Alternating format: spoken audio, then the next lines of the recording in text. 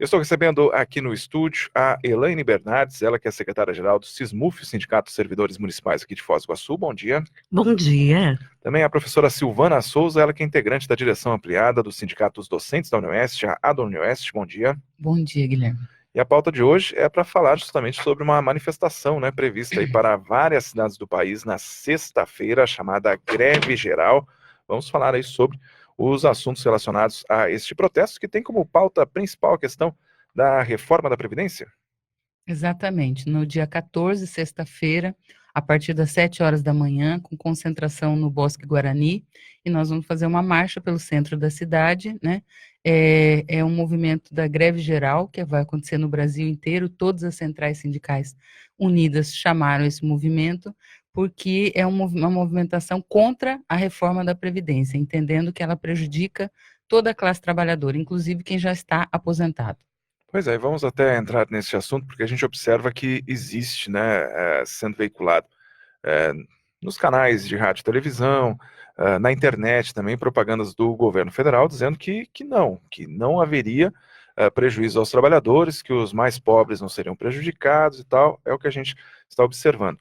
Qual a postura dos sindicatos? O que é que os sindicatos até rebatem com relação a este ponto? Todos vão perder. Todos vão perder, não é só toda a classe trabalhadora, né? Nós vimos assim, é só os professores, ou é só... Não, é todo. Quem está aposentado vai perder. Essa aposentadoria por capitalização, ela é horrível para nós, trabalhadores. Tira-se a aposentadoria especial, né? Então, aí eu fico pensando naquele petroleiro, né, que está lá trabalhando, ou no agricultor, que trabalha o dia todo no campo, né? Será que ele vai ter condições de 70, 75 anos e estar com a enxada? Então, assim, é uma reforma completamente contra a classe trabalhadora. Nós falamos assim, é a reforma da morte, porque a pessoa não vai conseguir se aposentar, não é, Silvana? Exatamente. Veja, nós fizemos os cálculos, todos os cálculos que a gente faz com os colegas, com o tempo de serviço que tem as novas regras, eu não vi nenhum que aumente menos do que 8 anos de trabalho, né? Então, todos os trabalhadores vão trabalhar no mínimo 8, às vezes 12 anos a mais para se aposentar. E quem produz um projeto de lei desse é quem trabalha no escritório, na política, de colarinho, né, de terno e paletó. Aí é muito fácil dizer, como disseram, que é um professor com 60 anos, né? Agora, quem está, como disse a Helene, no cabo da enxada desde criança, que é o caso dos agricultores do Brasil, ou com o professor trabalhando com a voz e o desgaste, né, físico e emocional, Educação por 30 básica, anos, né, né? na sala de aula, sabe que isso, a regra não poderia ser a mesma, né? Pelo contrário, no nosso entendimento, não tinha que ter aposentadoria para político, porque político não é profissão, né? Não podia ser carreira.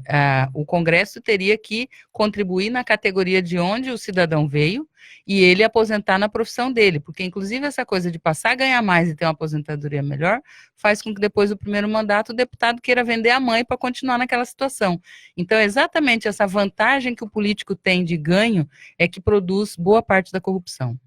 E o que é que vocês, como representantes até da classe sindical, o que é que vocês imaginam que precisa ser feito? Porque a gente acompanha vários debates sobre a Previdência, há uns setores que apontam que a Previdência nos atuais moldes não tem sustentabilidade, outros que defendem também a questão de que esse debate do déficit da Previdência seria um debate manipulado. Enfim, O que é que vocês acreditam? O que é que poderia ser feito? É necessária uma reforma? Uma outra reforma seria possível? O que é que vocês enxergam com relação a isso? Sim, sempre é necessária uma reforma, mas é outra reforma, exatamente para atacar os grandes salários, os salários gigantescos e enormes, né, que tem no legislativo, que tem no judiciário, as próprias vantagens do exército, que são vantagens diferentes do que os outros trabalhadores, o índice de desconto deles é menor, né, então tem que atacar as elites, os privilegiados, e não como essa proposta que está atacando o pobre. Então, quantas meia pensão de quem ganha um salário mínimo, porque a proposta é essa, hoje quem está aposentado e tem uma pensão,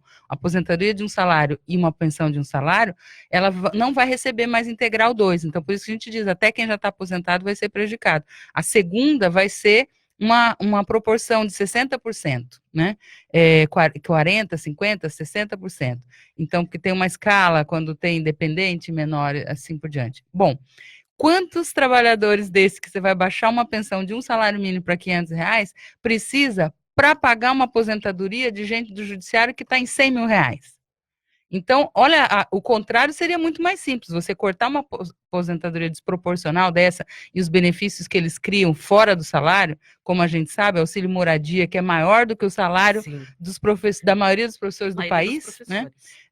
E aí você cortaria desses poucos privilegiados que já têm patrimônio, né? Que eles já não têm dificuldade na vida, porque eles já acumularam um salário muito bom durante a vida, para daí manter da população pobre. Mas o que nos preocupa, e a gente quer falar com o comerciante da cidade, é que isso vai gerar e já está gerando um efeito ruim na economia. O comerciante que apoia essa reforma tem que pensar o seguinte, que quem consome no comércio dele não é elite, não é o cara muito rico que anda só de helicóptero, avião, jatinho e vai comprar nos Estados Unidos, em Miami, né?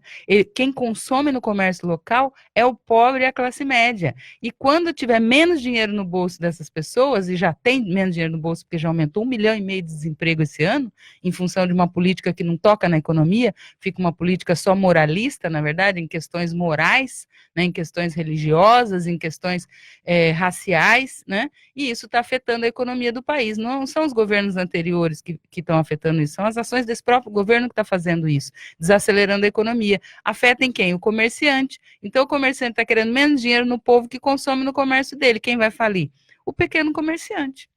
Agora, um ponto que eu acho interessante a gente citar aqui é o seguinte, né? Muitas vezes a pessoa ela acaba entendendo determinadas questões quando toca, né, na vida dela, no bolso dela, a questão. Porque a gente discutir, digamos, macro, né, assim, no ambiente macro, reforma da Previdência, não, a gente tem que, né, colocar ali no ambiente da pessoa, no que é que ela vai afetar. Eu digo o seguinte, eu já fiz a simulação, né, no meu benefício, né, deixando claro, eu quando chegar aos 65 anos, eu não pretendo me aposentar, né, eu espero estar com saúde para continuar na ativa, mas se por acaso, né, por algum problema de saúde ou algo, né, não puder continuar trabalhando, claro, eu vou querer poder contar com benefício. Eu fiz as contas, no meu caso, serão 8 anos a mais de trabalho. É o que eu te disse. Como é que a pessoa, né, que está nos ouvindo agora...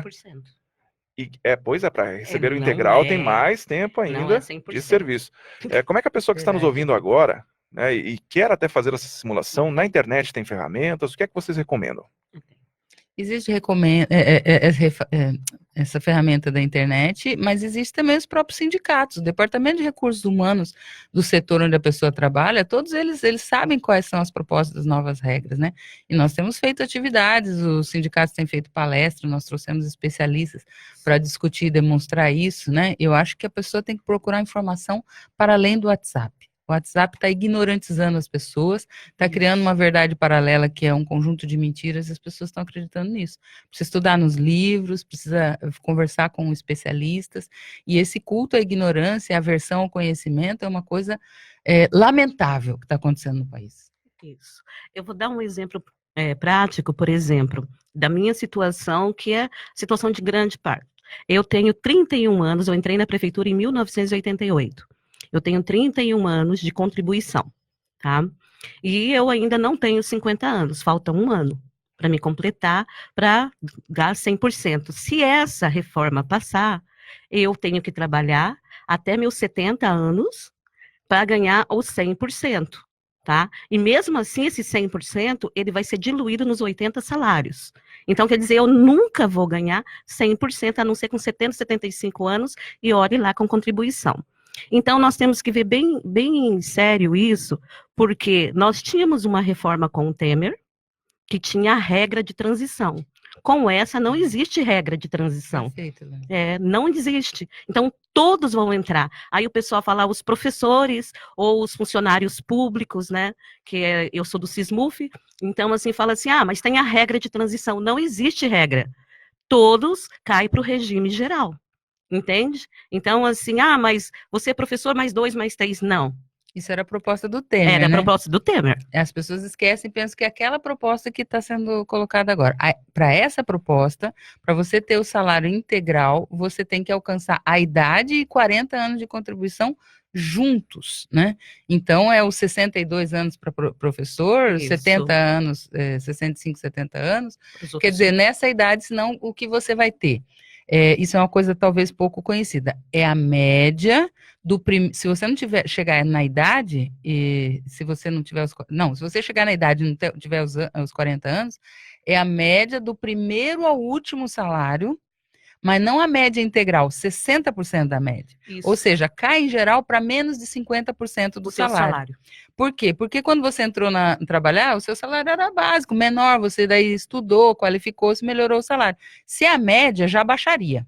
Mas não é a média integral, é 60% da média, entendeu? Então isso é muito grave. Por isso que a gente fala que atinge a todos. Todos que estão trabalhando porque eles não vão receber integral ou vão ter que trabalhar até muito idoso para poder ser integral, porque aumenta o tempo, diminui o valor se você tiver que aposentar antes, e para quem recebe uma pensão, uma aposentadoria, que está em casa recebendo uma pensão, uma aposentadoria, vai baixar seu rendimento.